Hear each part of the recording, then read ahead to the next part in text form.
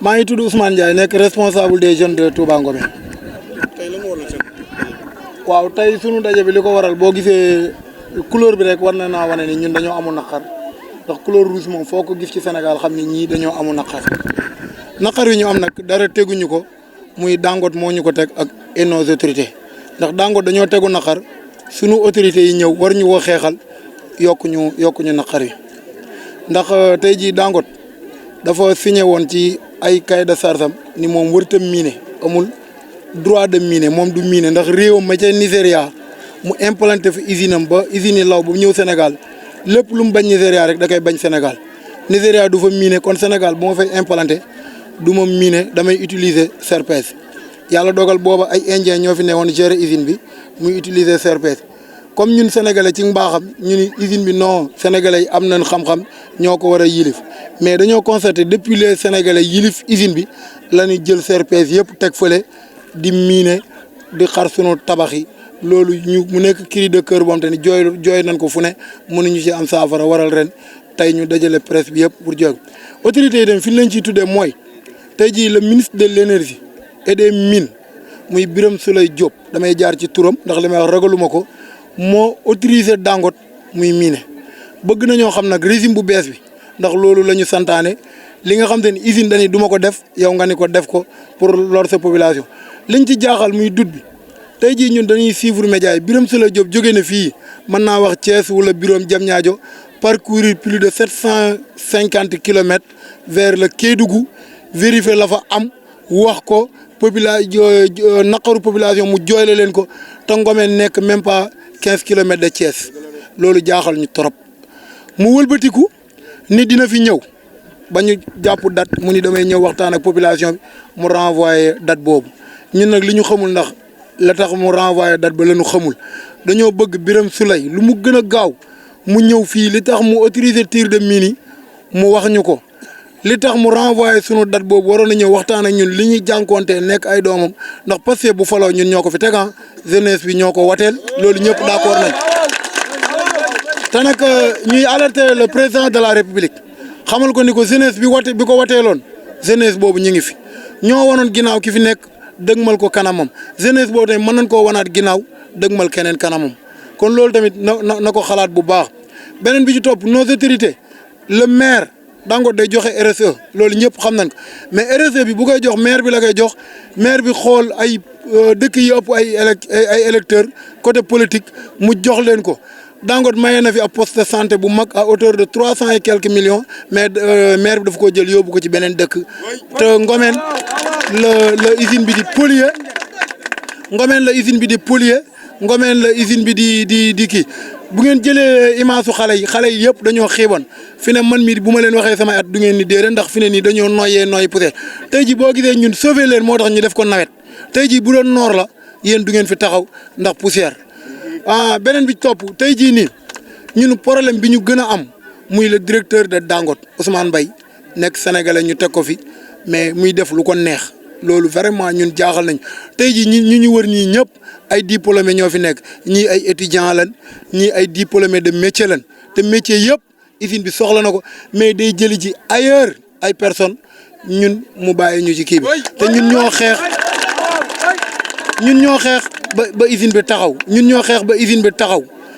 ba usine bi taxaw ndax problème usine bi ñëpp dégg nañ ko fi problème usine bi la woon ñu naan usine bi ak sëriñ si te tey jii bu nee Ngomeen ni Touba Ngomeen kon dëkku murit la ñu wëlbatikoon di xeex ba usine bi taxaw usine bi wëlbatikuwaa tamit bëgg ñoo faagaagal duñu ko nangu loolu na ko ñëpp yëg monsieur le maire na xam ni ñun aw askanam ñi ngi ci ginnaawam néewal doole gi ñuy néewal doole dootu ñu ko nangu waa Dangote nañu xam ne ñu ngi suñu ginnaaw fii ñu yem nag première pas la comme affaire bi dañ koy doog a def moo tax tey dañuy yem fii ci limite yi li ñuy bëgg bu ci autorités yi taxul ministre bi taxul beneen yoon ci mbir mine bi waaw li ñu bëgg moom dañ koy teg mais daal dañoo bëgg xam ne lii première pas la nañu xam ne du ñuy yem fii li ñu bëgg bu ñu ko deful am nañ yeneen point li première vitesse la waaw non ñun li ñu bëgg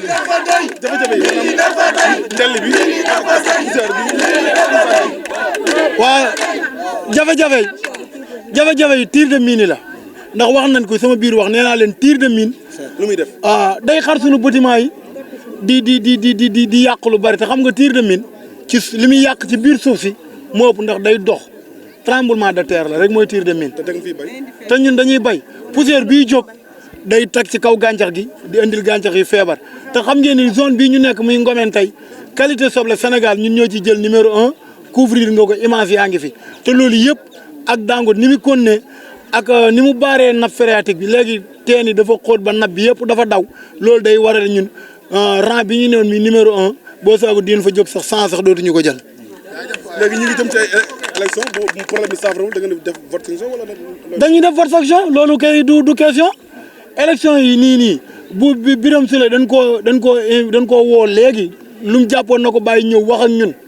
mu trouver solution daar bu ko mënul Pastef moom du am député fii ci ñun. tey suñu ndaje mi tamit li ko waral mooy jafe-jafe yi ñu Dangote di tat moo waral tey ñu woo leen wax suñu naqar pour ngeen saafara ko ba jafe-jafe nag li ci jiitu mooy sama collègue bi wax na ko léegi Dangote mooy directeur Dangote man moo lay cité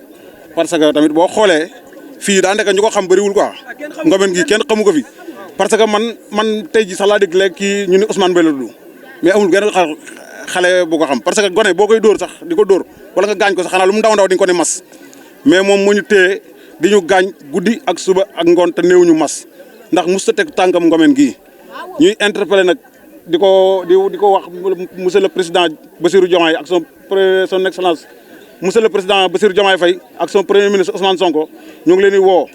ñu dimbali ñu ci xeex nu mu gën a gaaw daar ñu jàppale ñu parce que tamit maire bi ñett ñu ko teg mooy Dangote maire ak ministre léegi nag ñoom ñoo ñu teg ñett yooyu noonu léegi nag li ñu bëggoon di ko ñaan mooy ñu dimbali ñu si ñooñu lu ñu mën a dimbalee ñu dimbali si te yàlla tax parce que tamit lii métti na quoi parce que tamit boo yoree ay sën yi kenn mënu dem tey bu ñu taxaw fii di noyyi Ousmane wax na ko léegi bu ñu taxaw fii di noyyi taw bee tax mais bu doon neet fii tey doo gis fii day weex tàll kenn ku mën a nettoyer sa kër ba mu normal amul wa ilaa kenn koo xam te ne sa doom yi dañuy xiiban dem Kër Moussa boo demee hôpital ba ñu xoolee suñu xale yi ñoo gën a xiiban. fi ñuy taal mii nii ak dëkk bi ñaata kilomètres 10 mètres la mooy fii ñu taxaw nii moo dox suñu diggante Dangote 10 mètres la fi ñuy taxaw ak 10 mètres la waaw léegi nag loolu métti na trop ngay taxaw jàkkaarloo ni 10 mètres léegi yow bu ñu la joxee benn social nga dem yóbbu ko plus de 20 mètres 20 kilomètres moom resis moom lay jox lu Dangote jox moom la koy woote au lieu que mu woo waa ndëkk bi neen kat yéen comme yéen laay gaañ damaa bëggoon li may social bi ma dimbalee leen lii comme maa gaañ seen i njaboot ma dimbalee leen lii mais du ko def day woo maire monsieur Momar Sy mu daw 20 kilomètres ñëw ni ko lan la mun ko ñii kat damaa am lu sosé fekkee dina ko joxe sax ndax dañ ko yaakaar rek mais ndax leeruñu mais bu ko joxee day dem ba Kër Moussa parce que boo xoolee fii yëpp ndax li ma wax fi ma ko teg tundi yor boo demee fulum am na affiche Dangote di nga fa gis loo xam Dangote dafa def nga xam ne lii carrément Dangote rek nga affiche boo ñëwee Pout di nga gis loo xam te ni affiche la Dangote ko fa def nga dem Kër Moussa di nga gis loo xam te affiche la ñii lii Dangote la ñëpp xam Dangote mais Ngomeen gi wër leen dëkk ba dëkk bi daj fépp fu ñu fi taf benn lii Dangote benn dara lu fi Dangote def amu fi waaw loolu moom ñu koy woo di woo askan yëpp waaw école bi ku ko tabax école bi état bi moo ko tabax école bi état moo ko tabax Dangote defu fi dara école moo ko tabax miir amul miir école bi amul miir amul dara amul douze amul dara toujours gars yi duñu fi jógee suñu ñoom madaar ñi xam te ñoo jiite affaire bi duñ jóg ci Dangote wax nañoo wax ba bind ba léegi amatu sax lu ñu wax ñoom moom dañoo léegi nag léegi li des moom mooy lii rek comme mun ñoo saafara suñu jàngoro woo askan yi woo som président mu dimbali ñu ci lii parce que lii métti na trop parce que Birame Souleye Diop bi daw ay 700 800 kilomètres te même pas Dangote Ngomeen même pas 5 kilomètres Dangote Thiès même pas 5 kilomètres mu wëri fi mine yi nekk Sénégal yëpp Birame Souleye Diop vérifié na ko mais ñëwul minu Dangote bi ñëw fi lan moo waral loolu quoi ñun loolu bëgg nañu koo xam parce que tamit lu mën a xew buy wër dem fii ba Sabodala di visiter wala faneen war naa mën a ñëw fii xam te ni 5 kilomètres 15 kilomètres après grand gën a bëri daal 15 kilomètres la parce que tamit. élection législative yi jub si na taxawaay bi bu soppeekuwul lan mooy nekk seen. waaw li nekk suñu taxawaay mooy sanction rek wat sanction rek parce que tamit boo gisee Pastef ñun ñu ko fal ñun ci la bokk man ci parti bi laa bokk man. boo gisee ñi fas ci la bokk mais tey ji lii nii bu saafara parce que man nag sama bopp ma la gën a du bañ naa la parce que tamit lu mën a xew war na ñoo mën a dimbali du jàpp man xeex naa werante naa dem naa marche def naa lu ne ndax lépp nag pour li fi newoon change mais li fi newoon nag fekkee moo nar a continuer tamit wala mu gën a miti tamit li ñu doon def du ko jar ci ñun parce que tamit wax dëgg li fi newoon bu gënee pire li fi ne du ko jar ci ñun te carrément li fi newoon li fi nekk instant yi képp moo gën parce que li gars yi fi jamono li ñuy taal min moom par seconde la par seconde yi nag daanaka mine taal te mine moom tremblement de terre ñëpp xam ne li muy def suñu bâtiment yaa ngi xar ñu ngi toj tabax yi ñu tabaxoon daaw rek laa wax ni xam peinture bon naa boo agee fissure yaa ngi fa waaw te loolu tamit wax dëgg yàlla joxul avancement daal parce que daal lu mën a xew nit moom moo gën a fort que koom-koom. Bonjour à tous, je me nomme Ndeye Fatou Ngom, représentant des étudiants de Ngomen. Je me permets de vous saisir de la situation préoccupante que connaissent les populations du village de Ngomen, riverain de la cimenterie Dangote Ciment Sénégal, implantée à 10 mètres de notre village. Monsieur le ministre, en tant qu'autorité de tutelle du secteur minier, je pense qu'il est important que vous soyez informés de nombreuses nuisances et impacts négatifs subis par ces communautés locales du fait des activités de cette entreprise. Depuis la mise en service de cette unité industrielle, les habitants de Ngomen font face à de sérieuses difficultés qui affectent gravement leur cadre de vie et leur qualité de vie. Parmi les principaux problèmes, on peut citer la pollution atmosphérique et nuisances sonores, la production, les tirs de mine et le transport du clinker génèrent une pollution atmosphérique importante avec des émissions massives de poussière et de particules fines qui répandent dans l'air et contaminent l'environnement du village. Ce phénomène s'accompagne également d'une pollution sonore excessive en raison des tirs de mine, créant des bruits très forts qui détruisent même nos constructions.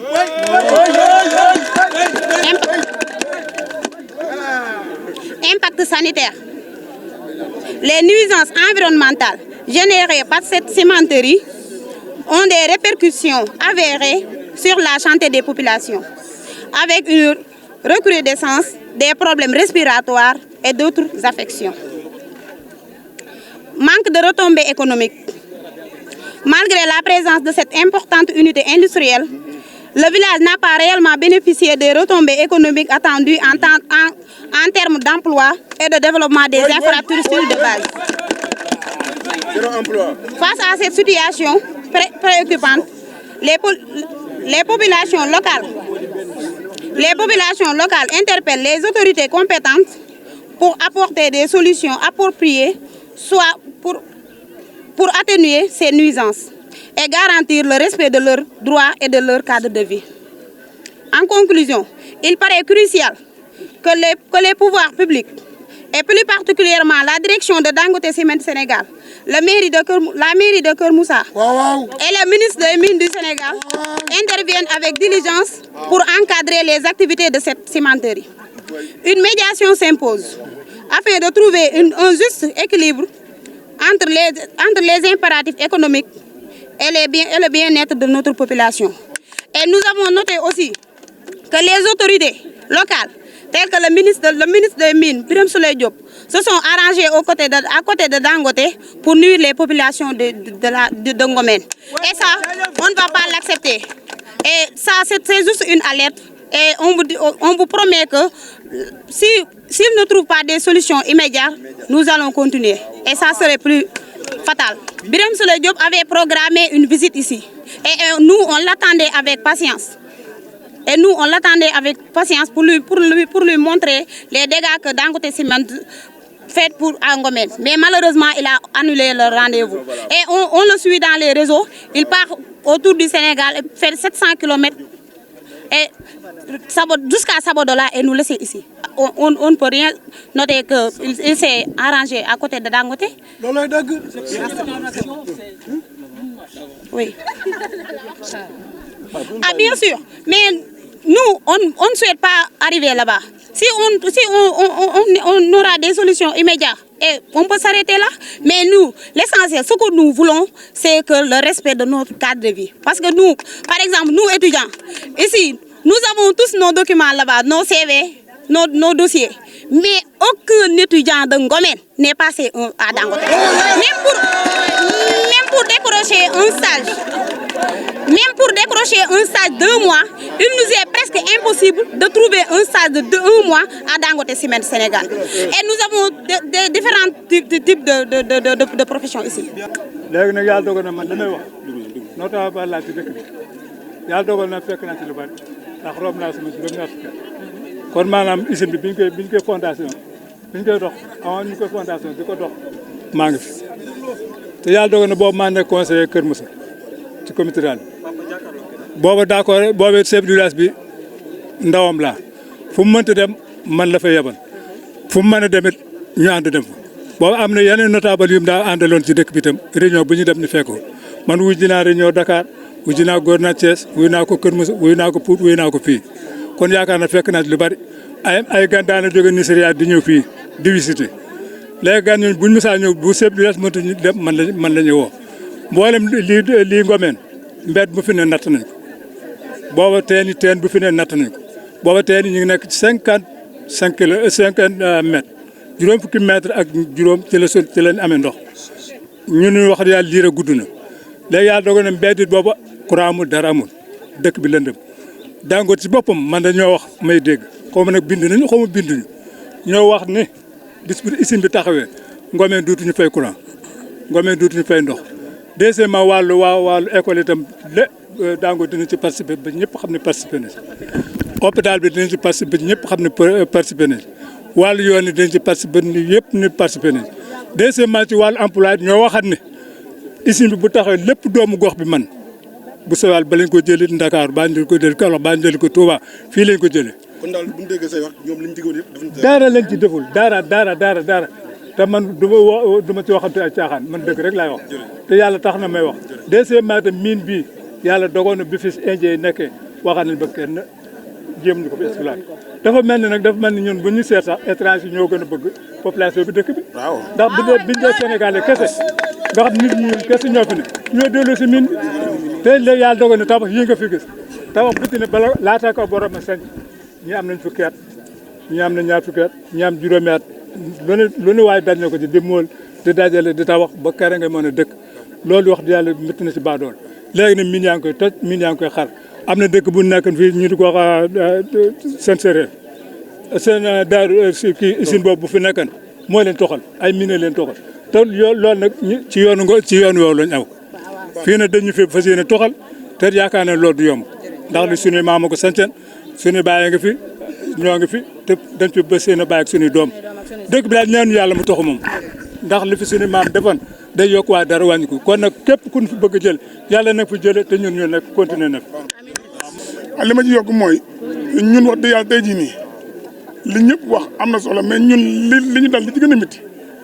mooy ñun dañoo newoon ci combat bu yàgg doon toog di xaar ndax lii ñu Dangote teg yàgg nañ koo teg mais dañoo parce que lii ñu Dangote teg ak maire bi moom yàgg na mais ñun dañu jàpp ne àdduna yàgg day sensé bi régime bi ñëwagul ñu xeex fi ñàkk ci lu ne def ci àll ba Ngomeen wote yi passé benn Ngomeen génne na 90% pour Pastef ñu xeex bu ne ñu amul lu ci day comme ni ko Sénégal yi bari defee ñu yaakaaroon ne ñun bu ñuy ñëwee day yàgg mais Birame Souleye Dieng bi mu ñëwee moom daa ñëw li nga xamante ni ñi fi newoon ñi wuñ ko sax moom mu ñëw def ko parce que dama ñëw autorisé Dangote mine te Dangote ci moom autorisation contrat am mine bokk ci kon Birame Souleye Dieng ñun ñoo ngi laaxan président ba xam lii mu def ndax président moo ko def wala moom da koo def ci complot boo xamante ni moom ak maire ak ñooñu dañ ko daan def di ko bokk ak Dangote. est-ce que da ngeen am ay firnde ci ni loolu Birame Souleye Dieng moom moo ko permettre. waaw ñun dañoo gis mine bi ñoom Dangote nooñu wax nañu am nañ autorisation ministre te ministre benn la Birame Souleye la ñoom nooñu ko wax te loolu buñ ko waxoon duñ ko wax te dem ñoom bu leen ministre bi autorisé woon duñ ko man tey yéen bi ngeen ñëw xool ngeen jaar yoon yi ñoo ngi koy jaay ñoo ngi koy jooy bu dégg bëccëg amuñu yoon boo demee ci su hôpital baa ngi nii bëgg naa lu xat am ngeen jaar fi hôpital bi bëgg naa ngeen jaar fi école bi amul xoolal ngeen wax du ko ba mu daj amul benn action boo xamante ni wala benn marque boo xam di nga ko gis daan ko def léegi nag tey jii nii bu ñëwee ba si fii fekkee ne ñoom mun ñoo defal dara nañu bàyyi ñun lañ ñëwoon même maire Momar Ciss moom directeur Dangote bi complot yu rëy yi ñu doon def mooy li Dangote di joxe lépp noonu nu jël ko di ko yóbbu yeneen dëkk di ko politique léegi nag ñun nag li ñu métti mooy day yaakaar ne bu su régime bi ñëwee surtout Birame Souleye nga xam ne moom ci département Thiès la bokk ñun nag moom ñoo bokk benn département ñun ndax Ngomeen ci département Thiès la bokk ñun bu ñuy watee moom la ñuy wateel ba mu tàmbalee campagne ba léegi moom la ñuy politique ñu ñëw yaakaar ne tey jii nii ñun au moins tey mu ñëw ànd ak maire ak Dangote bëgg ñoo teg li gën a bon léegi nag ñun li ñuy wax mooy ñun moom dee nañ ba dee benn yoon dong. waaw li ñu indi tey nii dañ ko indi pour wax ko président bu ndégg si nga benn yoon ci 1000 bi même doomu Ngomeen yëpp bu ñu doon dee ba jeex pare na ñun ñëpp ñu dee ba jeex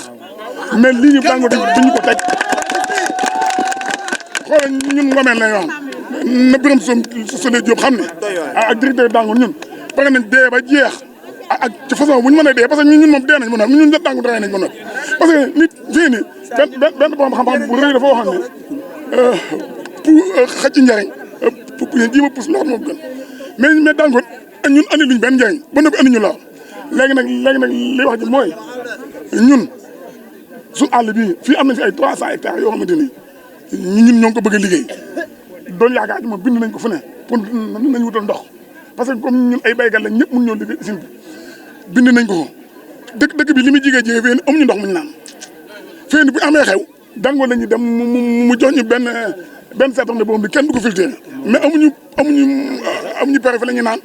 te tey jii nii moo ñu digal ndox dig ñu courant def ci dara ndax lépp lu ñu war a jox nee na maire bi la ko jox te maire ak directeur Dangote ay complice la ci Ngomeen lu ñu naqare ñooñu ko teg léegi nag waaye nag Ngomeen yëpp pare nañ pour joxe seen bakkan parce que dee dong la te ñun Dangote rey nañ buñ dee benn yoon